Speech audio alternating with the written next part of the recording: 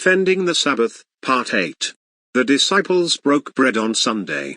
So, Sunday is the new day of observance? On the first day of the week, we came together to break bread. Paul spoke to the people, and because he intended to leave the next day, kept on talking until midnight. There were many lamps in the upstairs room where we were meeting. Seated in a window was a young man named Eutychus, who was sinking into a deep sleep as Paul talked on and on. When he was sound asleep, he fell to the ground from the third story and was picked up dead. Paul went down, threw himself on the young man, and put his arms around him. "Don't be alarmed," he said.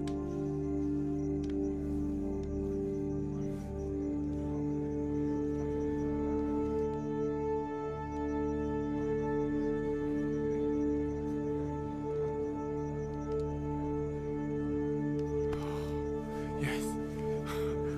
Oh, he's alive. Then he went upstairs again and broke bread.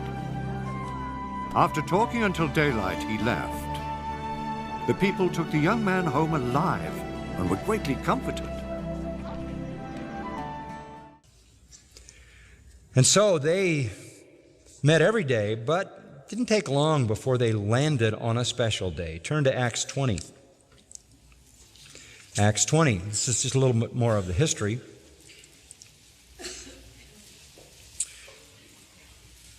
Luke writes that, along with Paul, we sailed from Philippi after the days of unleavened bread, came to believers at Troas within 5 days, stayed there 7 days. Now look at this, verse 7. On the first day of the week, when we were gathered together to break bread. Isn't that interesting? No law has been given to establish this. But here we are, well into the ministry of the Apostle Paul. Years have passed since the resurrection of Jesus Christ.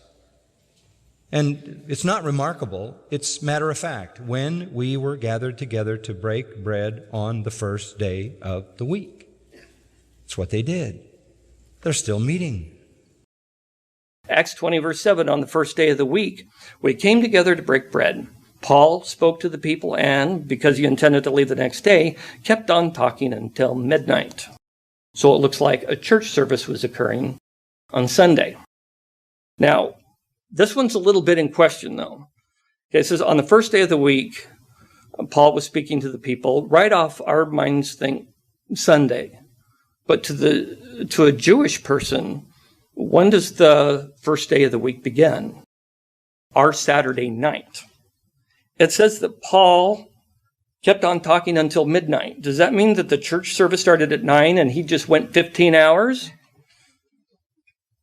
Or maybe this actually started on Saturday night and, let's just go an extra 45 minutes or whatever.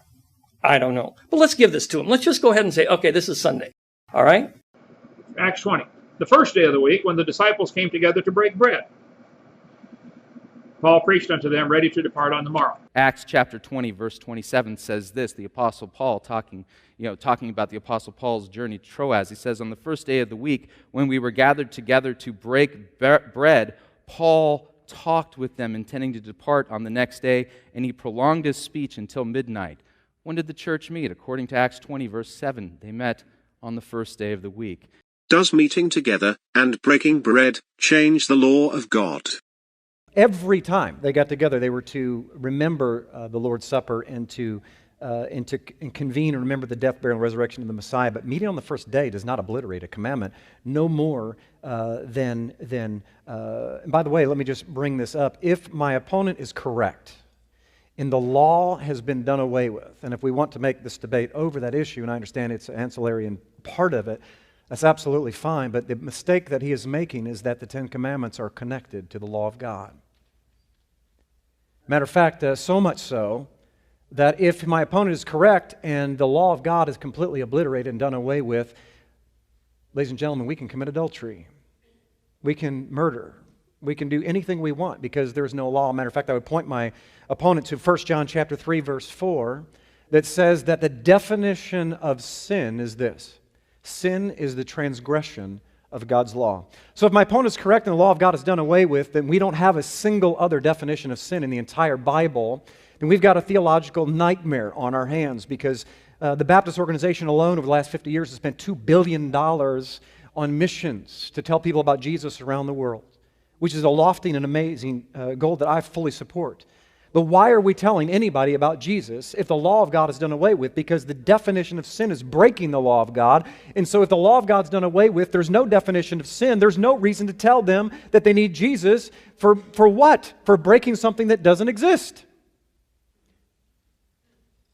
We should save our money in that case. I would suggest that we're reading the Scriptures wrong. We don't understand the definition of God's law in the first century, and the idiomatic expressions and the oral law and everything puts together in the way that it is. And here's why.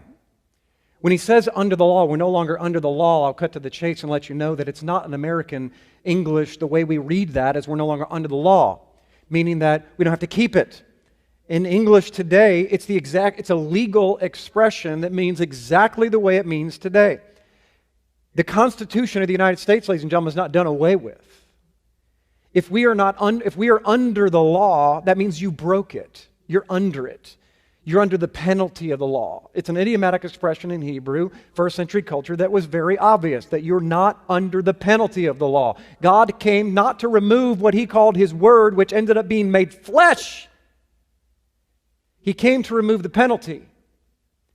And in Colossians chapter 2, when my opponent begins to tell you that what was nailed to the cross was the ordinances, it is not the ordinances of God's law, my friends, that were nailed to the cross. We have Paul, very schizophrenic, who says he upholds those very same ordinances that my opponent says is nailed to the cross.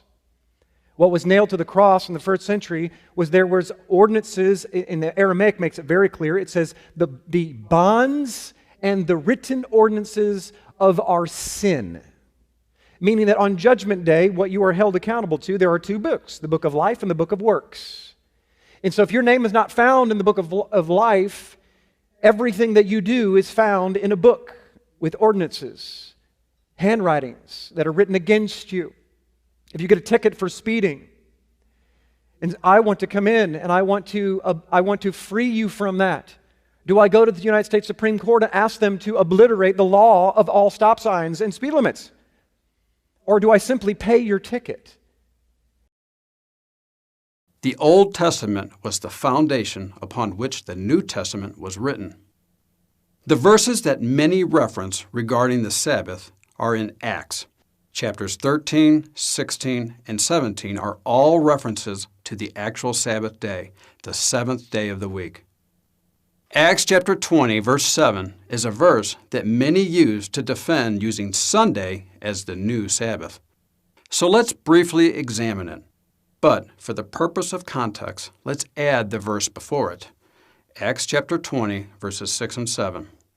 But we sailed away from Philippi after the days of unleavened bread, and in 5 days we came to them at Troas, where we stayed for 7 days. On the first day of the week, when we were gathered together to break bread, Paul talked with them, intending to depart on the next day, and he prolonged his speech until midnight. Verse 7 states in the English that the apostles came together on the first day of the week, thus implying to many that the Sabbath is now on the first day of the week. Since this verse is used to defend Sunday for the new Sabbath day, let's look at the Greek verse, where verse 7 says, first day of the week. The Greek actually says, mia ton sabbaton. The Greek word mia means one, not first. It is the Greek word protos that means first, which is not present in the text. We cannot make it say something that it does not. It actually translates as one of the Sabbaths, plural, not first day of the week, singular. The word day does not even exist in the Greek, making it all the more difficult to understand the translation being first day of the week. This is a huge translation error that has been openly accepted as truth over the years. So, we see that breaking bread on Sunday does not change the Sabbath commandment. Additionally, in this text, the early church meant to break bread on Sabbath, and not on Sunday. End part 8.